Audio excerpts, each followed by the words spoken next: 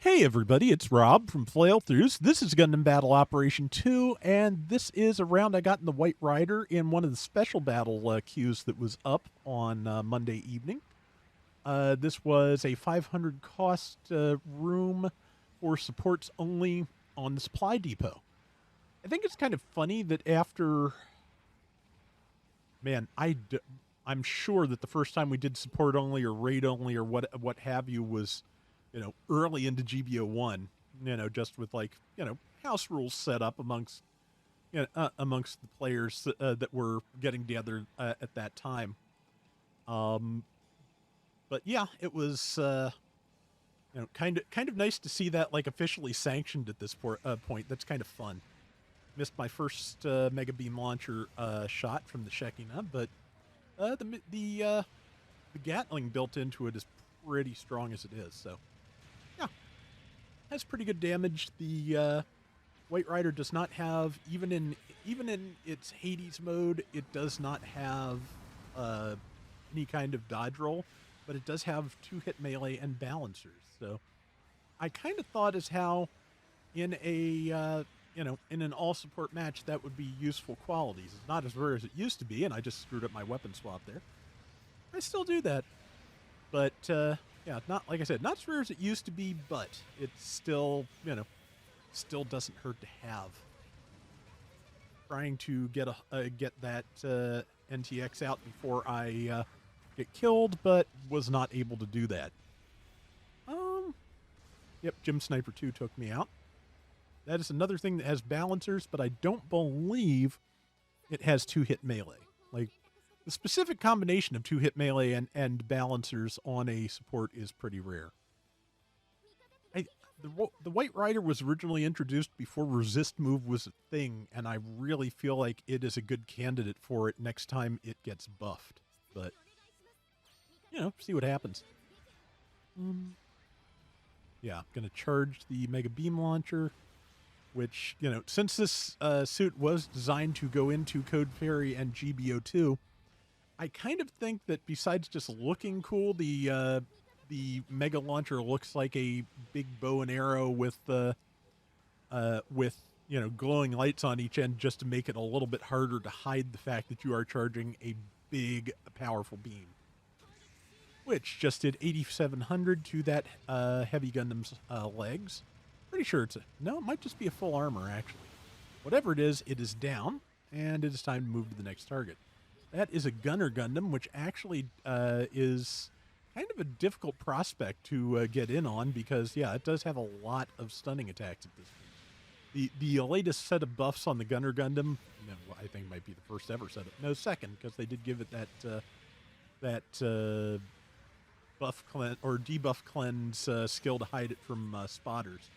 But yeah, the latest round of buffs to the Gunner Gundam have made it really, really good.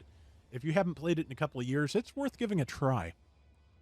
But okay, we have fallen behind to a larger degree than I expected, but round is young. We'll see what we get, and I am gonna jump back in here and see if I can do something useful. I started to charge just because that's kind of my default thing with the White Rider when I spawn, but because the whole enemy team is like right here, I wanted to just wait to do that until I had some cover, which I now do. They're all kind of gradually moving in on me. I forget if I get stunned out of this charge or not. I'm not sure.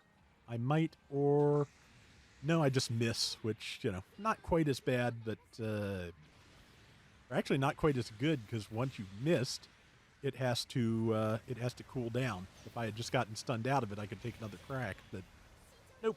Okay, that's the full armor Gundam Type B, I'm pretty sure. Yeah, for some reason I thought it was a heavy, but I don't think it is. Now that I've said that, we'll find out it is. Okay, no, that's the Garibaldi Beta Hymo. That needs to be much faster. It's a high mobility type, and it is less mobile than the standard Garibaldi Beta by basically every metric. But let's see. Yeah, we are really falling behind here. Remember, this is going better. I hope it ultimately does. We've got 3 minutes left, so might be able to make something work. see, a couple of low health things I could go after. Um, yeah, going to go up there and support number 2 to start with, I believe. I am charging. I think I decided to veer off and try and get something with more health because just. And this time I got stunned out of my charge, so just time to. Okay, it's the Gunner Gundam. That explains a lot. But yeah, just time to make with ordinary bullets. They do the job. And there's somebody else with really low health, so that's 2 down. That is. That's the full armor type B. I recognize the icon now. And get behind things because I don't need that NTX shooting me. But yeah, the grenade launcher on the White Rider is not bad. The grenades are fairly fast. They stun. And yeah, since I'm low on health and I'd like to get the shot off before I get killed, I decided it was a good time to start Zeus. And that Gunner Gundam decided to just line up a shot right in front of me. So yeah, it was a good opportunity. And now I've still got enhanced damage on my... and there's another kill. Enhanced damage on my Gatling for as long as I last. Like I said, I really feel like this is the only suit that does not have any kind of evasion ability in or out of its Hades variant. The Red Rider, of course, cannot dodge outside of Hades, but I think Arius is its version. White Rider, just you probably saw, was Zeus, but yeah, Red Rider gets dodge roll when it is in its Hades. Like I said, pretty sure every other rider does, even the Black Rider. And I don't remember. Black Rider might have dodge roll outside of that. I haven't used it in the last 5 minutes, so the brain has just totally flushed that. But yeah, yep. And since there's less than a minute left and I have full health, it is a good time to just charge up. Number 4 is I sent Don't Sweat It. What I meant was to send was Roger that, but didn't do it. So yeah, beam 8133 got blindsided. I am. If nothing else, I'm providing a distraction. I think that's about all I'm doing, honestly, because, yeah, I spawned in first and the rest of the team is a little bit behind me. Okay, I did manage to take something out. That's good. But, yeah, I am getting blitzed because, support's everywhere. It is easy to take fire from all directions, and I did. But that said, we are very slightly in the lead thanks to that base bomb, so... And, we kept them busy until it went off. So I'm going to call that a success. And, yeah, somebody else, I think, managed to take something else out, so we have won the round. So I'll take that. So yeah, went fairly well. I do enjoy the White Rider. I don't take it out too often, but it's always fun. And still wish it took Galvatron colors better than it does. But yeah, I managed just about sweep the board. 4,200 out of 12,000 damage. 89,000 damage, or out points damage. 6 and 5. That's not bad. So that is going to do it for today's Gundam Battle Operation 2. We will be back soon with more. Till next time, everybody take care and have fun. Later.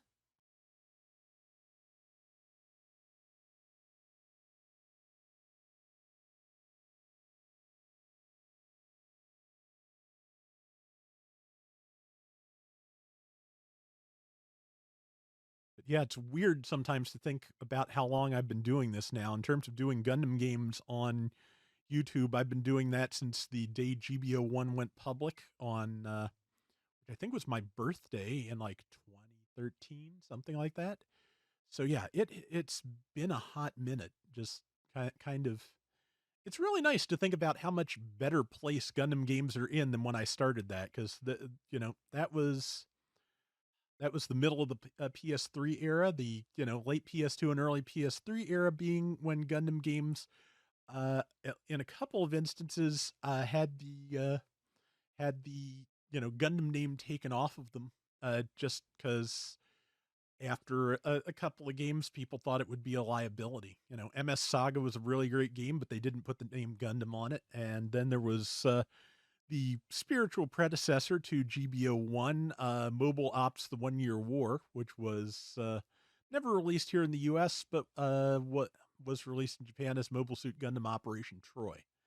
So yeah, just the fact that You know, the fact that we are getting more Gundam games than we're not getting in terms of releases anymore is just a really fantastic thing, and I'm happy to see it.